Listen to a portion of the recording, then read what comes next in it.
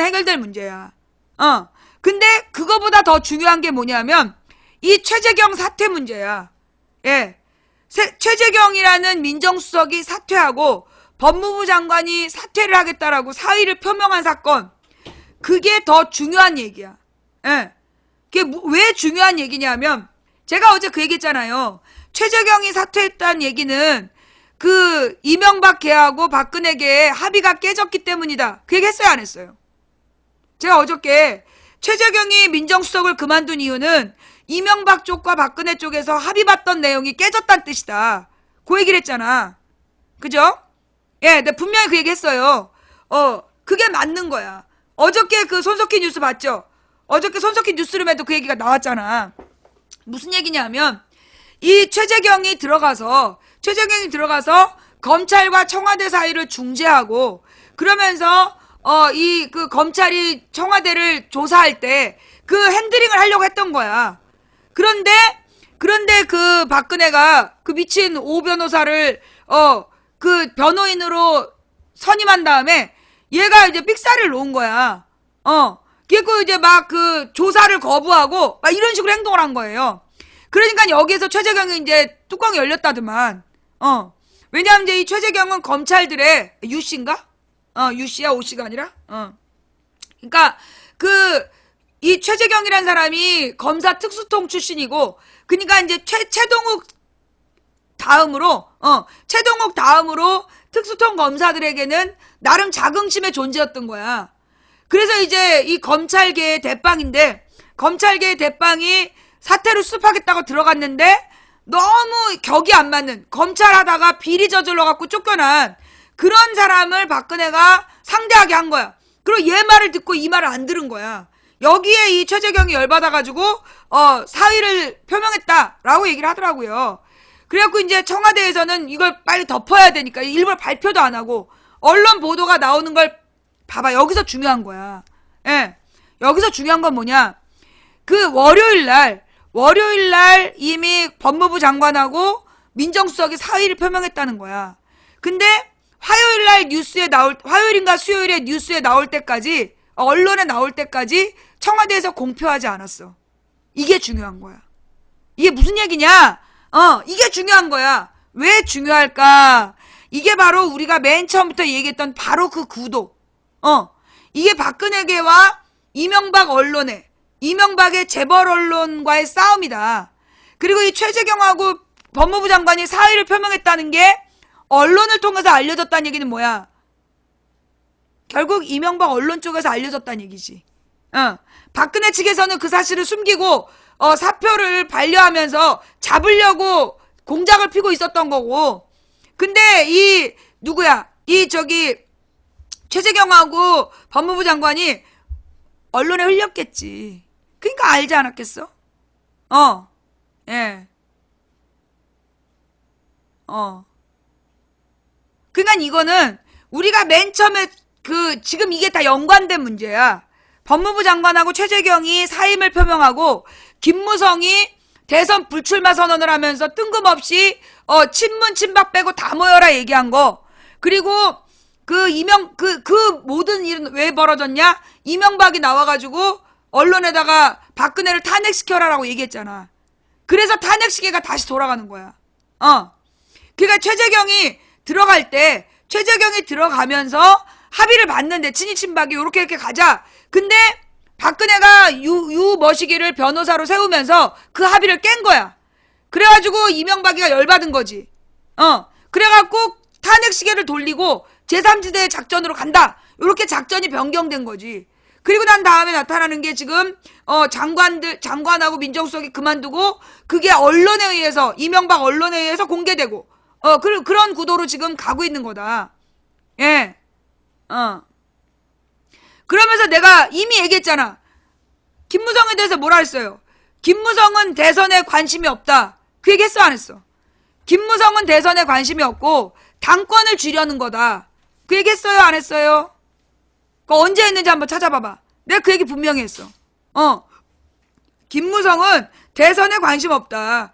얘는 지금 당권을 쥐는 게, 걔네들 세력의 수장 짱 먹는 게, 일장되는 게 목적이지 대선에 관심 없다. 그런데 뜬금없이 대선 불출마 선언을 했어. 아니 근데 누가 이 사람을 대선 후보라고 봤다고? 대선 후보 순위에도 못 들었던 김무성이 왜 뜬금없이 대선 불출마 선언을 했을까요? 오늘 이거 되게 중요한 기사가 나와. 잘 들어봐. 예. 이게 권영철의 오늘 Y뉴스에 요 배경 아주 설명이 잘 돼 있어요. 예. 그다음 지금 시국을 어떻게 볼 건가? 요것도 아주 잘 나와 있어. 일단 광고 듣고 가실게요. 오늘 Y뉴스에서 뭐가 안 나오네, 주목했어요? 광고가. 어제 새누리당 김무성 전 대표가 대선 불출마를 선언하면서 박근혜 대통령 탄핵에 앞장서겠다고 선언을 했죠. 예. 그래서 김무성 전 대표는 왜 뜬금없이 불출마를 선언했을까 이렇게 아하. 주제를 정해봤습니다. 그래요. 왜 뜬금없이 불출마를 선언했어요? 그 얘기하기 전에 네. 지난번 방송에서 그 검찰이 진짜 박 대통령 버렸을까? 요거 하셨잖아요. 예, 예. 근데 지금 검찰이 수사하는 거 보면 진짜 버린 것 같은데요? 검찰이 우병우 전 민정수석을 겨냥한 압수수색을 하고 박 대통령에 대해서 대면 조사를 다시 요구하고 세월호 참사 당시에 7시간 행적에 대해서도 수사에 착수하는 모습을 보이고 있기 때문에 예. 그렇게 볼 수도 있을 겁니다. 지난 21일 방송 내용을 다시 말씀드리면은 예. 검찰의 수사 태도는 지난 4년여에 비해서 엄청나게 변한 건 틀림없다. 그건 틀림없다. 현직 대통령을 범죄 피의자로 규정한 건 정말 대단한 일이다. 예. 그동안은 의혹을 덮는 데만 급급해왔지만 이번에는 언론에서 제기한 의혹들에 대해서 감추거나 덮지 않고 있다. 그건 분명히 말씀하셨어요. 요구했어요. 그리고 다만 전현직 검찰 고위 관계자들의 말을 토대로 뇌물수수나 제3자 뇌물죄가 아닌 직권남용이나 강요죄로는 처벌 수위도 낮고 예. 또 법정에서 무죄를 다투게 될 것이다. 음흠. 또 뇌물죄가 아니면은 대기업들은 피해자가 되니까 처벌이 불가능해진다는 것이었죠. 예. 그래서 포장지는 엄청 화려하고 크지만 막상 포장을 풀어보니 알맹이는 별게 없더라. 이 때문에 면죄부를 줄이는 건 아닌지 의문이 제기되고 있다. 그런 얘기를 요거였죠. 하신 거죠. 그런 얘기. 예. 지난 20일 검찰의 수사 발표와 지금까지 검찰 수사에서 달라진 게 뭘까요? 달라졌다면은 검찰이 삼성그룹과 관련해서 국민연금공단 본부와 예. 삼성그룹 미래전략실에 대해서 압수수색을 했다는 그렇죠. 그거 그리고 김현웅 법무부 장관과 최재경 민정수석이 사표 냈고. 그런 정도. 그리고 29일까지 대면 조사 다시 해라라고 발표한 것. 예. 그 정도인 거죠. 예. 그러면 이제 수사를 어쨌든 지금 점점 강도가 높아지는 건 분명하죠. 어쨌건 모양새는 그렇습니다. 검찰이 뭔가 전력 투구하는 것 같고 예. 정말 박근혜 정권과 갈라서서 하는 것처럼 그렇게 보여지긴 합니다. 예. 근데요. 그런데 우병우 전 민정수석에 대해서 수사를 한다면서 그동안 검찰이 뭘 했죠? 민정수석실 컴퓨터를 확보했습니까? 아니면 우병우 민정수석이 사용하던 휴대전화를 압수했나요? 우 전 수석이 10월 30일 경질되고 11월 6일 소환조사를 했지만은 예. 이른바 황제 소환조사 논란에 휩싸인 뒤에 22일 만에 한다는 게 민정수석실도 아니고 별도 사무실이 있는 민정수석실 산하의 특별감찰반 사무실에 대한 압수수색입니다. 어제 압수수색을 여러분 잘 보셔야 돼요. 민정수석실을 한 게 아니고 네. 특별감찰반 사무실에 대한 압수수색이었어요. 예. 조홍천 의원이 어제 페이스북에 그런 글을 올렸더라고요. 검찰이 초기 수사에 우병우의 휴대전화와 PC만 확보하였더라면 이렇게 부산을 뜰 필요는 없었을 텐데 예. 또 그 얘기하고 지금이라도 청와대 비서동에 있는 민정수석실을 압수수색하면은 훨씬 중요한 자료를 제대로 확보할 수 있을 텐데 아하. 검찰에게 청와대 경내 비서동은 넘사벽인가 본다 이런 글을 올렸거든요. 그 검찰이 확실히 강한 기류가 된 건 분명하지만 여전히 넘사벽인 지점은 있다라고 보시는 거군요. 검찰이 스스로의 의지에 의해서 가기보다는 국민의 여론에 떠밀려서 언론이 먼저 수사를 하고 있으니까 예. 어쩔 수 없이 하고 있는 게 아닌가. 일각에서는 우병우 전 수석을 검찰이 버렸다는 얘기도 들리고요. 우 전 수석은 화병에 걸려서 체중이 5kg, 10kg 빠졌다는 얘기도 들립니다만은 검찰이 우 전 수석을 언제 다시 소환한다는 얘기도 없습니다. 예. 세월호 7시간 대해서 조사한다 그러지만은 사실 그동안은 유언 비어라면서 명예훼손 수사를 했지 않습니까? 그렇죠. 근데 검찰이 크게 달라졌는지는 좀 더 지켜봐야 되지 않겠나. 여전히 그런 입장이시군요. 권영철 기자는. 알겠습니다. 잠깐 제가 그게 궁금해서 일단 질문을 드렸고 오늘 주제는 여기까지 내가 어제 얘기했던 내용하고 통하잖아. 그죠? 내가 어제 뭐라고 얘기를 했냐면 우병우를 구속해야 우병우랑 김기춘을 구속해야 검찰이 진짜 수사하는지 알 수 있다. 그 얘기했잖아. 그죠? 내가 우병우를 정말로 수사를 해야 그게 진짜 수사하고 있는 건지 알 수 있다. 검찰이 지금 보여주는 거는 못 믿겠다. 근데 지금 딱 나랑 똑같은 얘기 하신 거예요. 이 저녁 때는 석희 오빠가 나를 설레게 하고 아침에는 이 권영철 오빠가 나를 설레게 해. 계속 들어봅시다. 김무성 대표 얘기예요. 네. 왜 갑작스럽게 대선 불출마 기자회견을 했는가? 왜입니까? 김무성 전 대표의 얘기대로 하자면은 첫 번째는 지금의 사태가 일어난 데 대한 책임을 지기 위해서라는 명분입니다. 그렇죠. 그러니까 박근혜 정부 출범의 일익을 담당한 사람으로 새누리당의 직전 당 대표로서 지금의 국가적 혼란 사태에 대해서 책임을 통감하기 때문에 예. 정치는 책임질 때 책임을 져야 한다. 저부터 책임지고 내려놓겠다 이렇게 얘기를 했죠. 첫 번째 이유. 근데 김 대표가 내려놓은 게 뭐죠? 이거 봐. 내려놓은 게 뭐냐고요? 예. 스스로 대선 후보였는지 모르지만은 예. 대선 지지율이 2% 3% 안팎이었습니다. 그리고 출마를 선언한 적도 없습니다. 두 번째는 새누리당 해체를 막기 위해서입니다. 해체를 막기 이게 또 위해서 예. 오히려 불출마 선언. 김 전 대표는 비박 모임을 주도하면서 탈당을 언급해왔죠. 그랬죠. 그렇지만 남경필 경기지사와 김용태 의원의 탈당에 아무런 힘도 보태지 않았습니다. 예. 그러면서 친박 핵심인 최경환 의원을 만나서 6인 중진 협의체 구성과 비례위 체제로 간다는데 합의를 했죠. 그렇습니다. 어떻게 보면 일종의 뒷거래를 한 거죠. 어제 하태경 의원이 그 세게 반발하면서 막 큰 소란이 있었거든요. 김무성 전 대표 이런 형태를 비난한 것이었습니다. 결국 뒷거래하는 거 아니냐, 친박. 오히려 지금 김 전 대표는 내려놓은 것은 아무것도 없고 오히려 해체 위기의 새누리당 전면에 나서면서 정치적 영향력을 확대하고 있는 겁니다. 세 번째 이유는 뭡니까? 박 대통령의 탄핵을 위해서라는 명분을 내세웠습니다. 그랬죠. 김 전 대표는 박근혜 대통령은 국민을 배신했다. 우리 새누리당도 배신했다. 헌법을 심대하게 위반했다. 헌법을 위반한 대통령은 탄핵을 받아야 한다. 그러면서 새누리당에서 탄핵 발의를 앞장서기로 했다. 이렇게 얘기했거든요. 어제 그랬어요. 예. 제가 지난번에 탄핵의 덫에 대해서 방송하면서 면피의 덫을 언급했죠. 그러셨습니다. 근데 지금 새누리당과 박근혜 대통령에 대해서 국민들이 분노하는 것은 헌정유린 헌정 파괴의 몸통이라는 것 때문 아닙니까? 예. 그런데 박근혜 대통령의 탄핵을 계기로 새누리당과 박근혜 대통령이 달랐던 것처럼 지금 포장하려 하지 않습니까? 면피하려는 것 아니냐, 이런 의심. 그렇죠. 김무성 전 대표가 대선 불출마 선언한 이유들 지금 세 가지 살펴봤는데 또 다른 이유 있습니까? 자, 그럼 요게 이제 김무성 대표가 내세운 명분에 대한 설명을 한 거고요. 세 가지가요? 예. 김 전 대표가 불출마를 선언하면서 탄핵에 앞장서겠다고 한 것은 사실은 개헌의 방점이 있습니다. 개헌이요? 예. 김 전 대표는 이번 최순실 국정농단 사태를 끝으로 다시는 국민들에게 이런 괴로움을 끼치지 말아야 한다. 그 문제의 해결은 개헌이라고 생각한다. 개헌도 동시에 추진하려 한다고 그 얘기했어요. 했죠. 예. 김 전 대표가 추구하는 개헌은 내각제를 기반으로 하는 이원 집정부제입니다.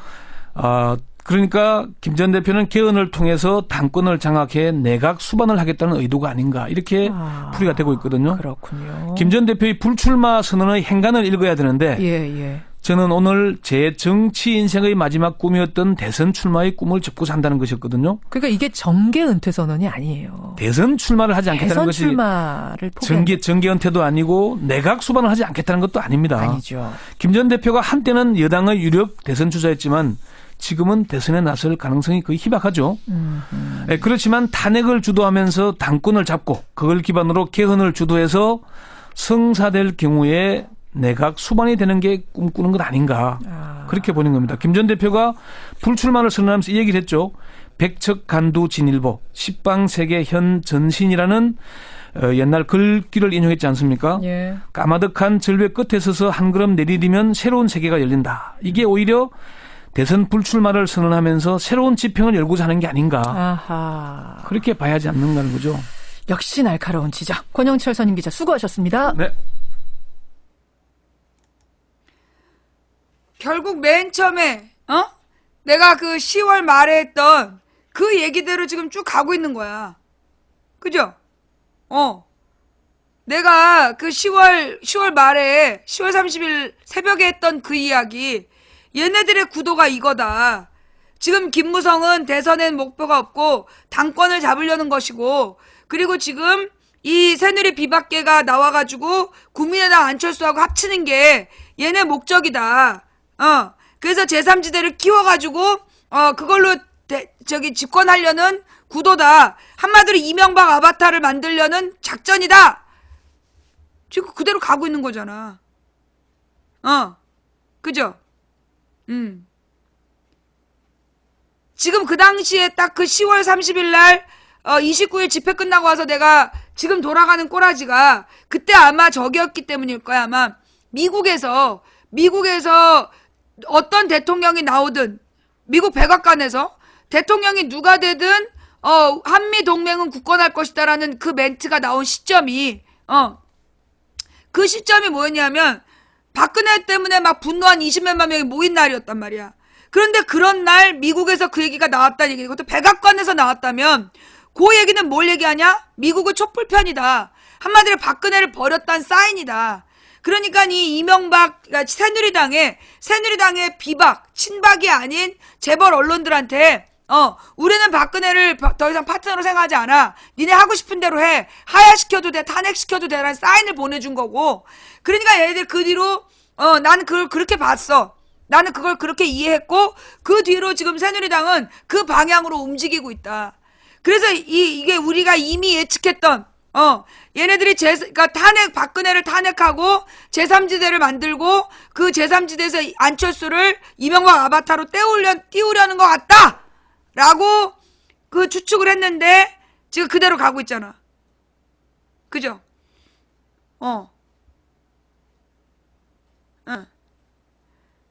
내가 그 10월 29일에서 30일 사이에 박근혜 탄핵은 이명박의 설계다! 그러면서 촛불 집회 폭력 시위 유도가 실패했다 뭐 이렇게 얘기할 땐 바로 그날 좌우지간 지금 이제 그런 상황이다. 예, 지금 이제 그런 상황이고 내가 볼 때 그 당시에 했던 추측이 지금 그대로 맞아 떨어지고 있는 거 아니냐. 예. 결국은 우리가 예상했던 대로 가고 있는 거야. 이걸 이렇게 내다보고 있었고 그에 맞춰서 우리가 이제 준비를 하면 되는 거잖아. 그죠? 그에 맞춰서 우리가 준비를 하면 되는 거고 자, 여러분 이제 다음 이야기로 넘어가기 전에 지금 현재 시청자가 8,269명인데 업은 6,200이야. 예, 한마디로 딱 2,000명이 또 안 하고 버티고 있어. 니들의 정체가 뭐야? 자, 얼른 업하여 광명 찾자. 예, 업을 하고 광명 찾자. 지금 그러니까는 얘네들은 이제 예측했던 방향대로 지금 가고 있다. 예. 지금 이제 이명박 아바타를 만들기 위해서 이 모든 쇼를 기획했고 이 모든 쇼를 진행 중이다. 그러면 중요한 건 우리 쪽 내부야. 우리 내부에 대한 추측으로는 지금 종편에서 끊임없이 띄우고 있는 건 누구다? 이재명이다. 이재명을 계속 띄우고 문재인과 이재명을 야권 1, 2등 후보로 만들어가는 게 쟤네들의 작전이다.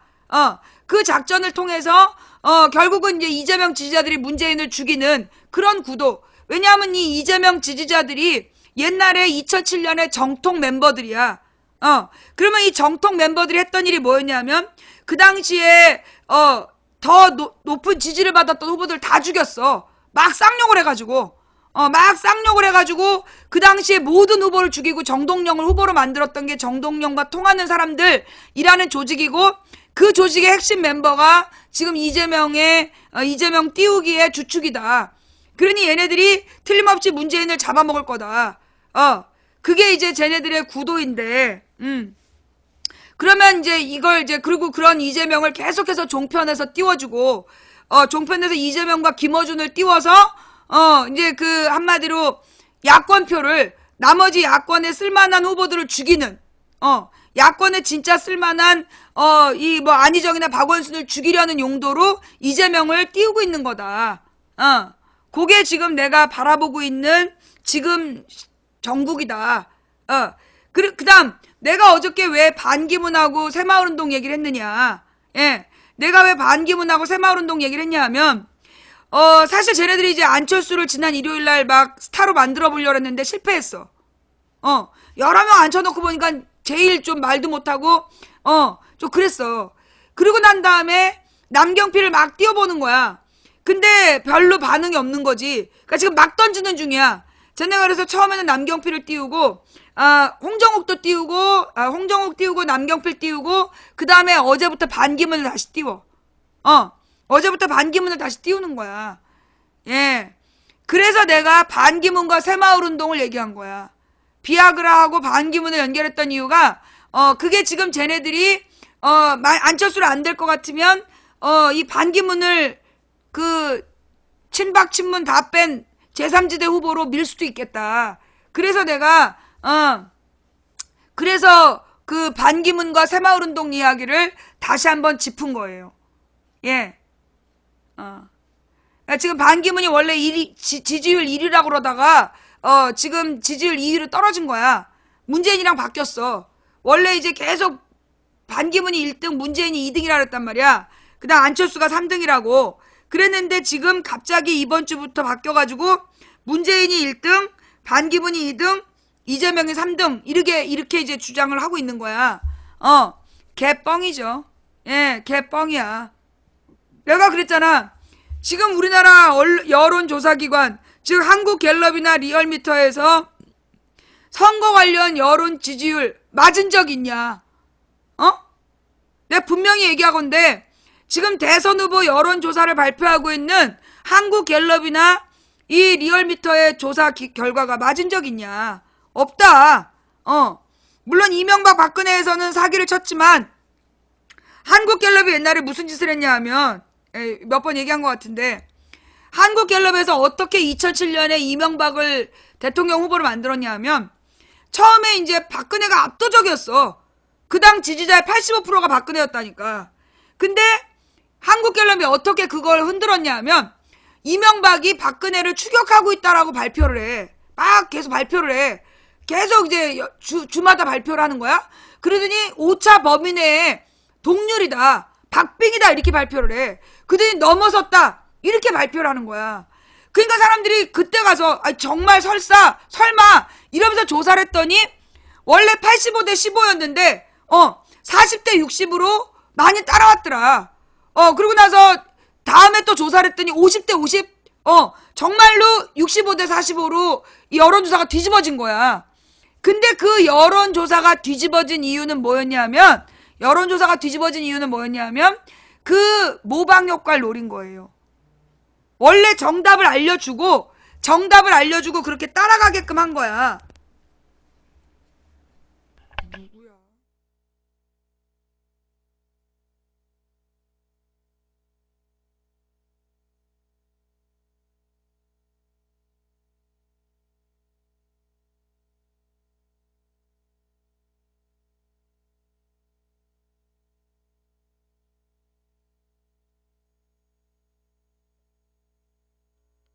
네네. 택배 아니에요? 자, 하여튼 그래가지고 그때 그 한국갤럽에서 그렇게 여론 장난을 친 거야. 여론을 이제 장난을 쳐가지고 그래서 박근혜 지지율을 여론조사에서 흔든 거야. 그러고 나서 그때 그해 7월엔가 박근혜 캠프에서 그 문제 제기를 해. 뭐라고 문제 제기를 하냐면 여론조사의 질문이 잘못됐다. 그 사건 찾아봐봐. 그때 2007년에 박근혜 캠프에서 이 이명박 지금 당의 여론조사가 잘못됐다. 왜 잘못됐냐면 질문이 잘못됐다는 거야. 뭐냐면 당신이 내일 선거를 한다면 누구를 한나라당 후보로 찍겠느냐라고 물어봐야 되는데 누가 한나라당의 대선 후보가 될 것 같냐라고 묻고 있다. 이거는 정확하게 엄밀하게 따지면 대선 지지율이 아니다. 그러면서 막 박근혜 쪽 캠프에서 난동을 피운 적이 있어. 이거 실화예요. 뭐냐 하면 지금 대선 후보에 대한 여론조사 지지율을 그렇게 뽑아낸다는 거야. 여론조사 지지율, 대선 후보에 대한 지지율이 그렇게 뽑아낸다는 거야. 지금 리얼미터에서 발표한 문재인 1등, 반기문 2등, 이재명 3등 그 여론조사가 몇 명한테 물어본 거냐면 500몇 명한테 물어본 거야. 500몇 명인가? 1000몇 명인가? 우리 망치부인 방송에서 한번 조사해봐. 8,000명한테 한번 물어봐. 결국은 이게 여론조사라는 이름의 조작인 거예요. 그러니까 이게 내가 여러 번 얘기했잖아. 일부러 그런 여론조사 결과를 발표해가지고, 일부러 그런 여론조사 결과를 발표해가지고 뭘 노리냐? 선입견을 심어주는 거야. 선입견을 심어주는 거예요. 안 해요. 왜 안 하느냐? 그렇게 여론조사를 하면 이게 답이 되는 거야. 그거는, 자, 여러분 잠깐만요. 지금 하자 이러시는데요. 내가 여기서 여론조사를 하잖아. 그러면 이게 뭐가 돼? 하나의 선입견이 될 수 있어. 하나의 선입견이 될 수 있는 거야. 그래서 하면 안 되는 거야. 왜냐? 이게 새누리당, CBS에서 2011년에 안철수 대선 후보 만든 방법이잖아. 750명한테 물어봐가지고 박근혜하고 안철수를 딱 놓고 물어봐. 그 다음에 둘 중에 누구를 대선 후보로 지지하느냐? 그 당시에 누구든 박근혜하고 갖다 붙이면 이기는 거였어. 근데 안철수가 박원순한테 양보한 날, 그래서 제일 호감도가 높은 날 조사했다.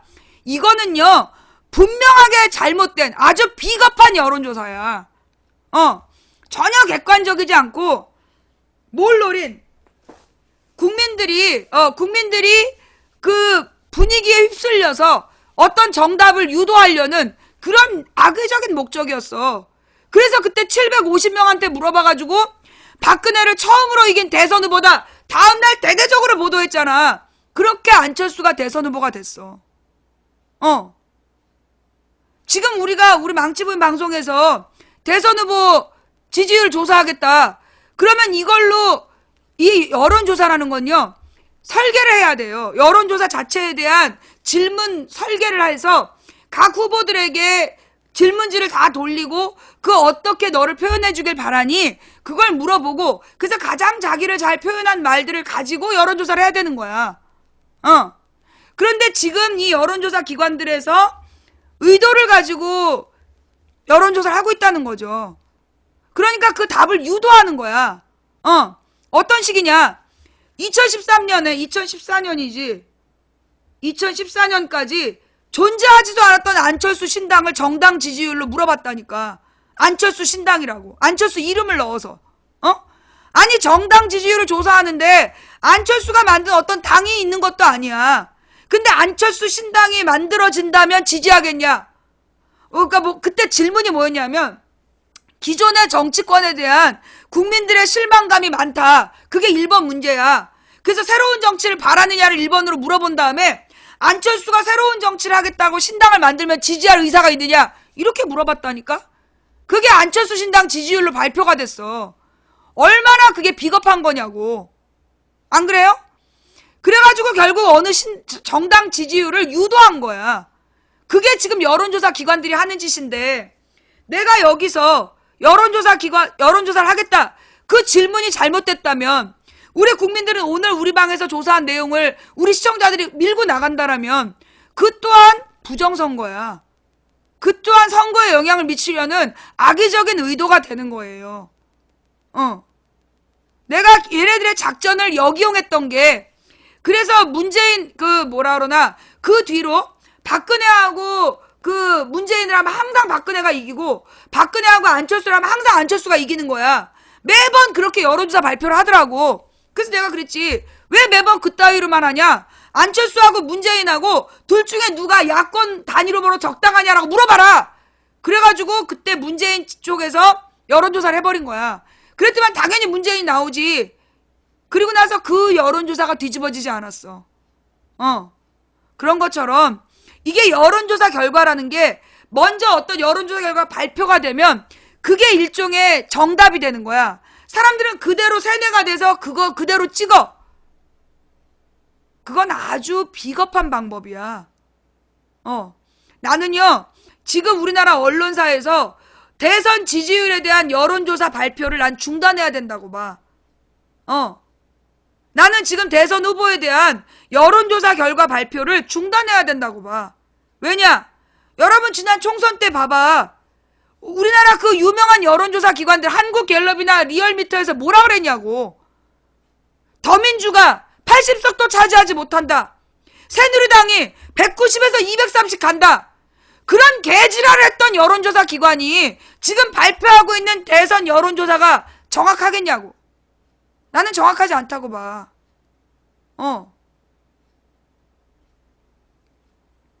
이 여론조사 결과를요, 대선 지지율로 1등한 사람이 대통령 된 경우도 드물어.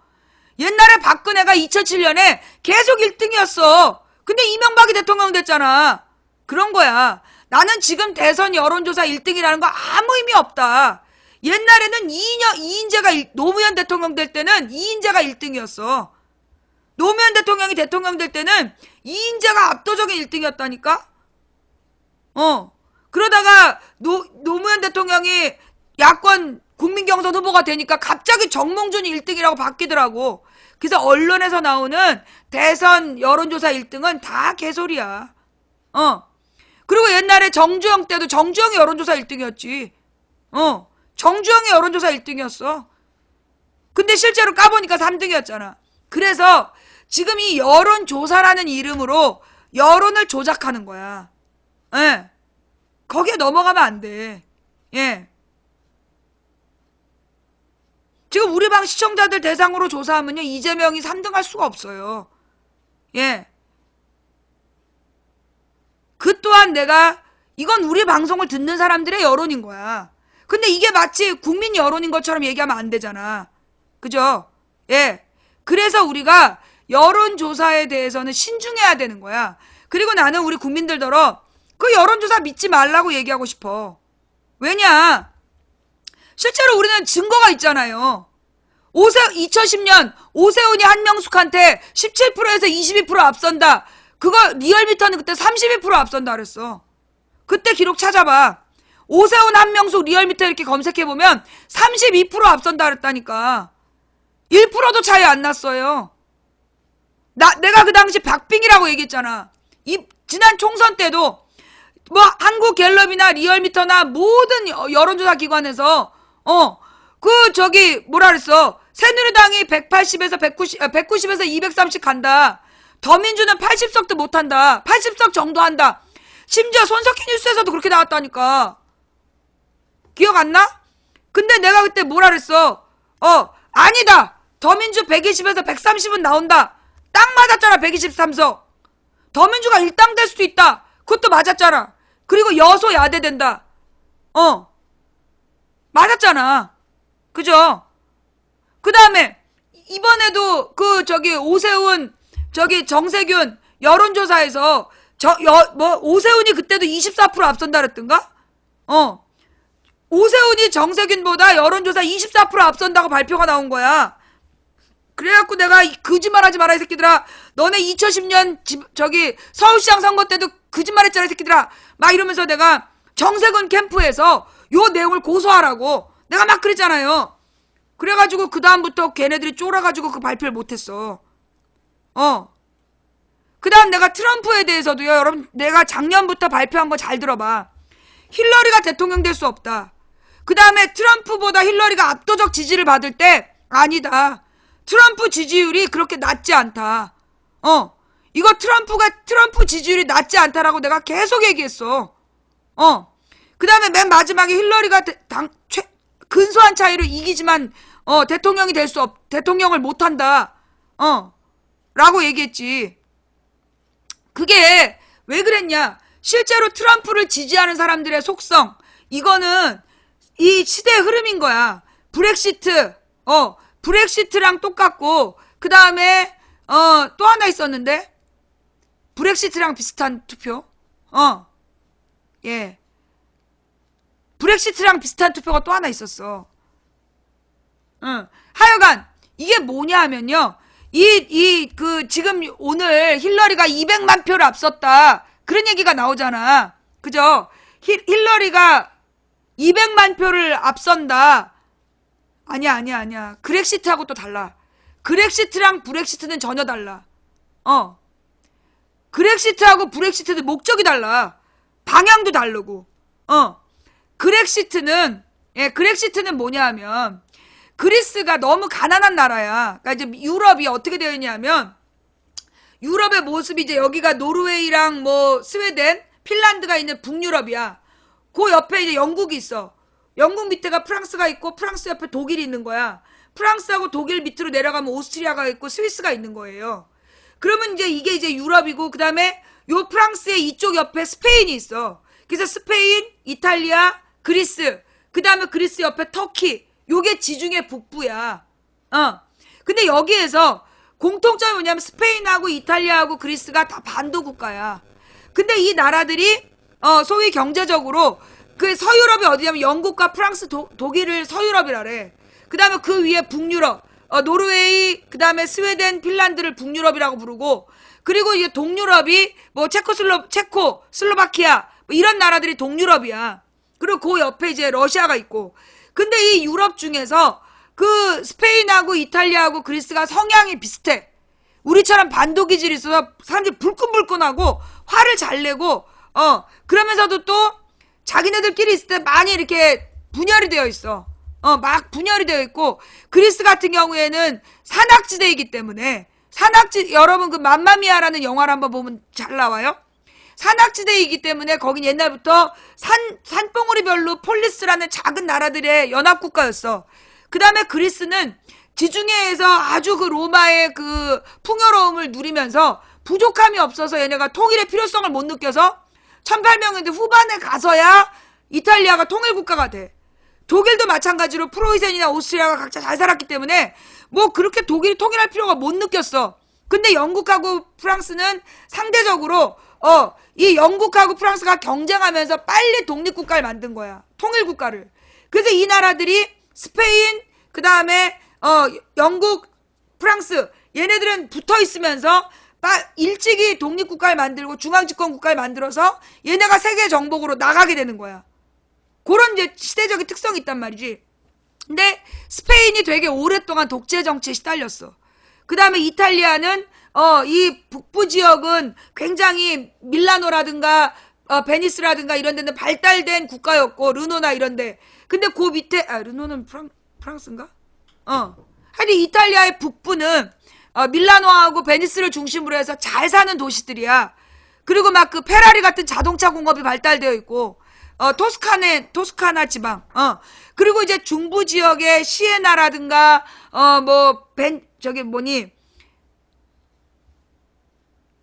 교황청이 있는 곳. 교황청이 있는 곳이라든가 이런 데는 관광 산업으로 아주 발달되어 있고 농업이 발달되어 있고. 근데 이 이탈리아 남부는 그 외국에서부터 들어오는 이민자들이 많아, 불법 이민자들이 많아서 그 지역의 치안이 별로 안 좋은 거야. 그러면서 불법 이민자들이 많다 보니까 일자리를 잡기도 어렵고, 그래서 남부 지역이 굉장히 민심이 흉흉해지는 그런 상황이었지. 근데 요게 그리스도 마찬가지야. 그리스는 돌밭이기 때문에 농사를 지을 수가 없어. 여기는 그 올리브라는 나무가 유일하게 자라는 나무야. 올리브 나무가. 그리고 나머지는 이게 농업을 통해서 성장할 수가 있는 나라가 아니야. 그래서 그리스는 옛날부터 관광업으로 옛날 그리스의 그 신전에 대한 관광을 팔아서 먹고 살았단 말이야. 근데 그러다 보니까 이 그리스 사람들 먹여 살릴 방법이 없었어. 그 이제 그리스에 그런 데다가 그리스가 옛날에 이 터키의 지배를 받았어.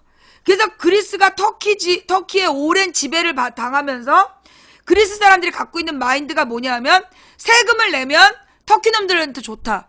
그래서 탈세가 국민 정서로 남아있는 거야. 그런 상태에서 이 그리스의 정권을 잡은 놈들마다 뭘 했냐면 정권을 잡은 사람들이 계속해서 일자리가 없으니까 관광업 말고 일자리가 없으니까 관련해서 공기업을 계속 만든 거야. 그래서 공기업으로 일자리를 계속 만든 거지. 뭐 관광진흥청과 관계된 뭐 그런 일자리를 자꾸 만들어가지고 실제로 국민의 세금으로 돈을 받는 사람들이 많아진 거야. 그리스가. 왜냐면 산업이 없어. 옛날에 그 오나시스인지 뭔지가 있었는데 얘가 선박 사기단이었잖아. 보험 사기단. 그 케네디 부인이 결혼했기 때문에 되게 유명하지만 얘가 알고 보면 보험 사기로 돈 번 애야. 선박 보험 사기. 왜냐면 지중해 바다가 옛날에 산이었다가 가라앉으면서 그 속이 산들이 많은 우리나라 서해 바다랑 똑같아. 그래서 거기는 잘 아는 사람만 다녀야 되는 그러니까 옛날 신화의 율리시즈가 그 모험하는 얘기가 나오는 이유가 그 지중해 바다가 항해하기가 어려워서 전문가들만 항해할 수 있는 그런 상태였기 때문이야. 막 울돌목 같은 게 많고, 좌우지간 그런 이 유럽의 상황이다 보니까 이 그리스에서, 근데 그리스는 유럽연합이거든. 유럽연합이야. 그래서 유럽연합에서 유로화를 쓰고 그 유럽연합에 맞춰서 살았는데, 문제는 뭐냐면 그리스의 물가가 유로화를 기준으로 살다 보니까 그 독일이나 프랑스는 잘 살아. 독일이나 프랑스는 잘 사는데 그리스는 못 산단 말이야. 근데 똑같이 유로화를 쓰면서 물가가 폭등을 한 거야. 그러면서 이제 그러면 이 물가가 폭등한 거에 맞춰서 생산량이 늘어나야 되는데 생산 늘어날 게 없고, 전반적으로 유럽 경제가 특히 프랑스나 영국이나 이런 데에서 서민들이 가난해지면서 유럽으로 여행을 많이 안 온 거야. 그리스로 여행을 많이 안 온 거야. 그러다 보니까 그리스의 여행 수입도 많이 늘지 않고, 그러면서 그리스의 경제 위기가 점점 심해졌는데, 좌우지간 이 유럽에다가 얹혀서 살다 보니까 이 유럽에서 탈출하자. 그래서 그리스가 유럽에서 탈퇴해야 된다. 그런 주장이 나온 거야. 그건 솔직히 얘기해서 선진국이 그리스 사람들대로 나가라고 그런 거지. 왜냐하면 이 유럽연합은 그리스처럼 못 사는 나라를 먹여 살려야 되는 거야. 근데 유럽이 그리스를 자꾸 먹여 살려야 되니까, 이제 그리스 사람들에게 이제 막 그리스 사람들의 마음을 막 동요시켜가지고, 차라리 유럽을 탈퇴하자. 너네 물가가 너무 비싸서 EU 체제 안에서 먹고 살 수가 없다. 그러니까 나가야 된다. 이러면서 그렉시트라는 것을 여론으로 만들어낸 거야. 유럽의 부자들이. 그런데 그 유럽의 그 혜성같이 나타난 젊은 남자애가 아니다. 우리 나가면 망한다. 그러니까 남아야 된다. 이런 거예요. 그래서 그렉시트에 반대하는, 유럽의 언론이 만든 거에 반대하는 그 투표가 된 거야. 그리고 브렉시트는 도리어 영국이 유럽연합을 탈퇴해야 된다라는 똑같은 논리를 만들었는데, 그건 영국의 부자들이 자기네들이 세금을 유럽연합에 내는 게 아까워서, 그래서 영국이 탈퇴해야 된다는 주장을 했고, 순진한 영국의 서민들이 속아가지고 탈퇴를 해버린 거야. 근데 나중에 알고 보니까 그리스는 남았고, 유럽은 나간 거야. 그래서 정반대예요. 예. 그게 정반대야.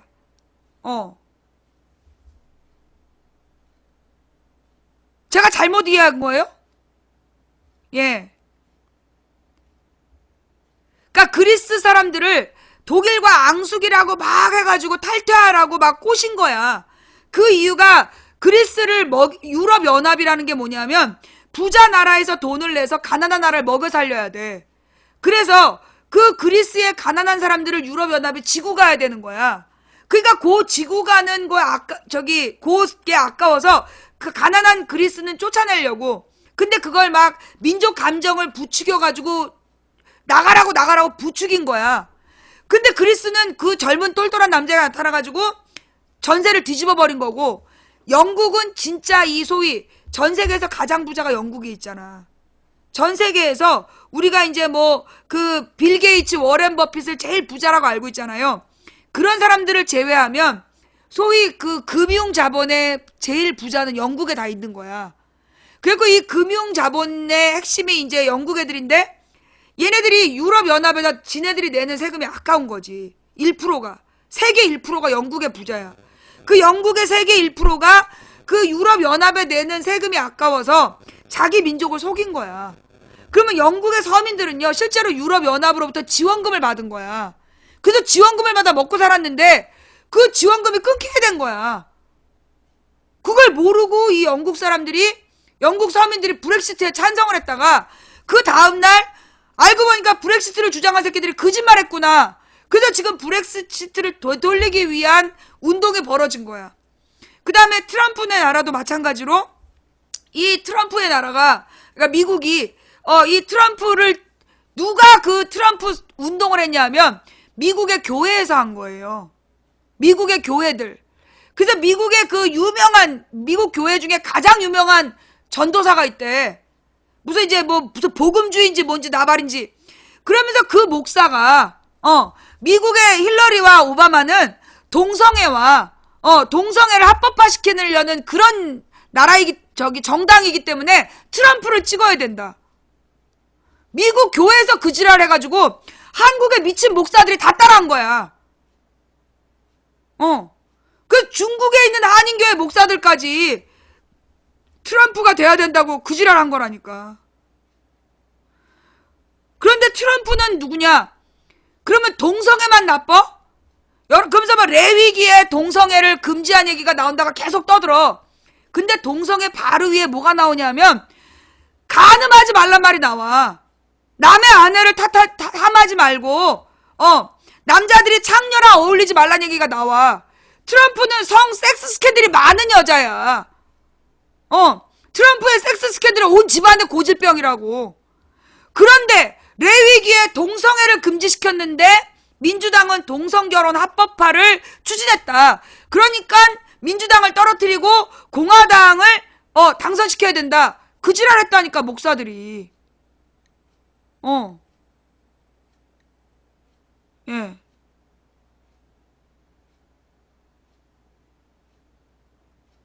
뭐라고? 남자? 무슨 얘기지? 아, 트럼프가 잠깐만. 아니에요. 트럼프 여성 편력이야.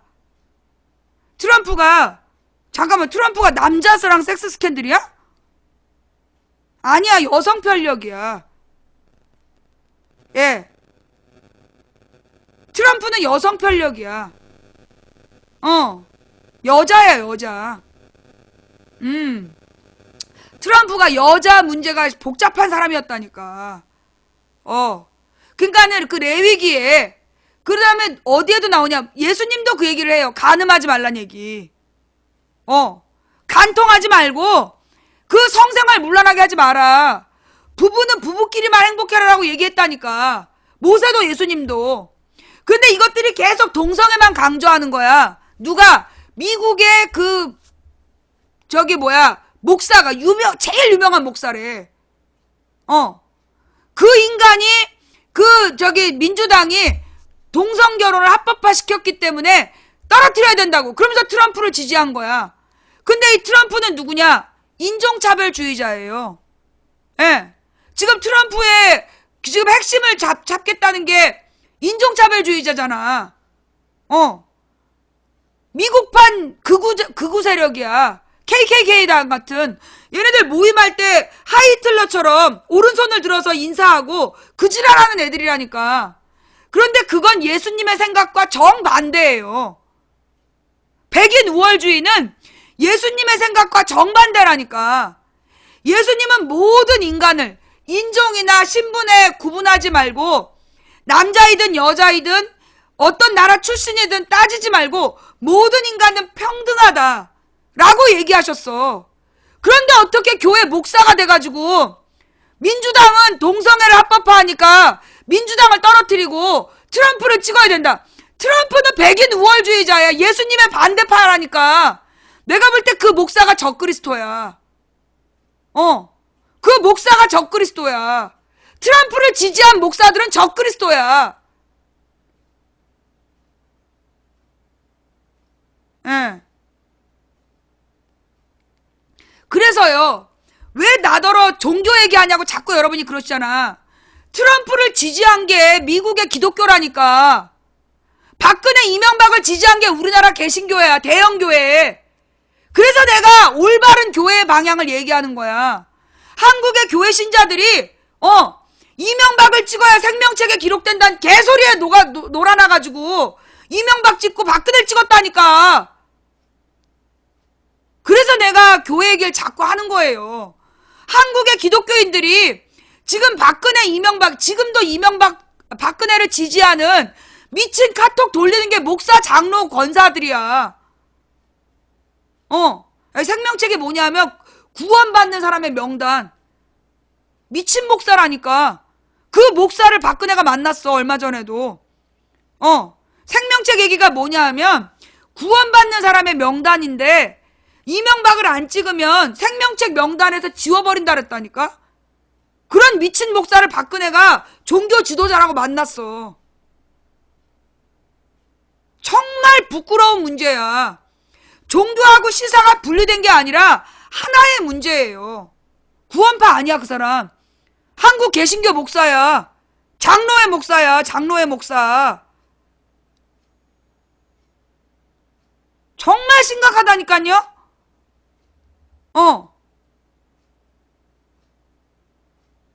이단 아니야. 한국의 큰 교회 목사야. 대형 교회 목사야. 대형 장로교회 목사야. 그러니 얼마나 이게 심각한 문제냐고. 이게 하나님께서는요, 그 성경책에 동성애 하지 말라는 말보다 더 많은 게 우상 숭배하지 말란 말이야. 1000번쯤 나와.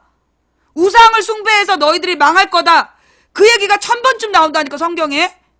다 셀 수 없이 엄청 많이 나와. 더 많이 나오는 게 우상 숭배 금지하는 거야. 그런데 박근혜가 우상 숭배한 거 아니야, 지금. 최순실이랑. 근데 한국의 대형교회가 침묵하잖아. 박원순이 동성애자